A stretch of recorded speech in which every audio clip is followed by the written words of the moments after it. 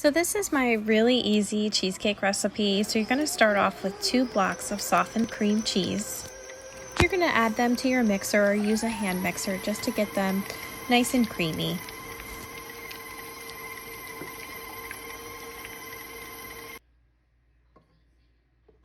Now we're going to go ahead and add in 2/3 of a cup of sugar. You're going to go ahead and start that back up and mix that sugar into the cream cheese. My sugar had some clumps in it, so I'm just going to let it go a little bit longer than I usually would, just to make sure I got that sugar all incorporated into that cream cheese. You definitely want to make sure too, in between adding ingredients, you're scraping down all the sides. Okay, now I'm ready to add in my 2 room temperature eggs and my teaspoon of vanilla. So a little trick with eggs, if you didn't pull them out for them to come up to room temp, you can place them in a glass with some lukewarm water and they'll come up to temp within like 10 to 15 minutes. So that's a little tip if you didn't pull them out in time. But you're going to go ahead and just mix those eggs into the cream cheese. It's going to look a little funny at first, but turn up that speed and it'll definitely come together.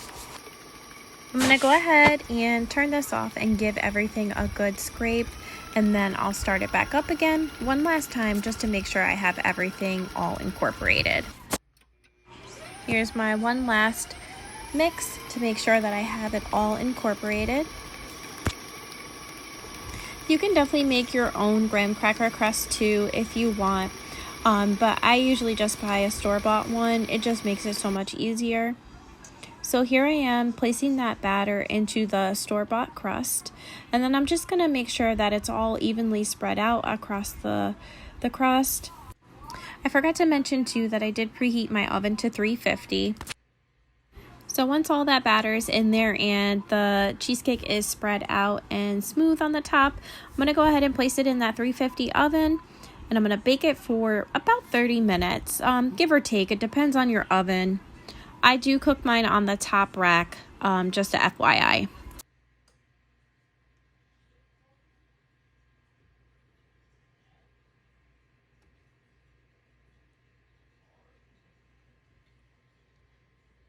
And after your 30 minutes, it's going to look like this. Just let it completely cool before you go ahead and cut into it. Thanks for watching.